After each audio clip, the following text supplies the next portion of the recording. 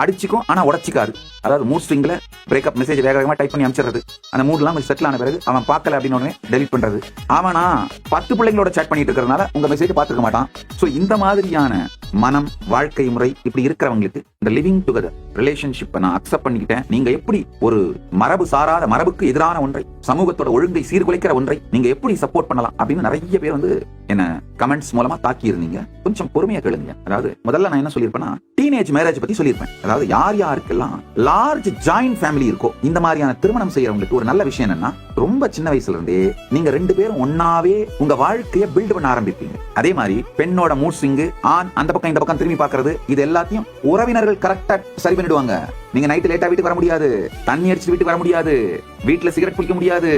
So உங்களை அறியாமலேயே உங்களை இனிமையான டிசிப்ளின்ல வச்சிருக்கோம். இன்றைய காலகட்டத்தில் 90% பேர் அந்த மாதிரியான ஆம்பியன்ஸும் உறவுகளையும் இழந்து விட்டோம்.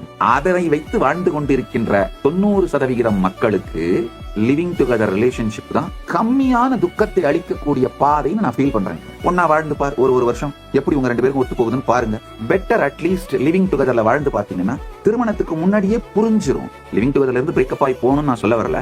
பிரேக்கப் ஆகி போனா வலி கொஞ்சம் கம்மி, 50% இருக்கும். வலி குறைந்த வழி ஓகே அப்படின்னு சொல்றேனே தவிர அதை நான் ஏற்றுக்கொள்ளவில்லை.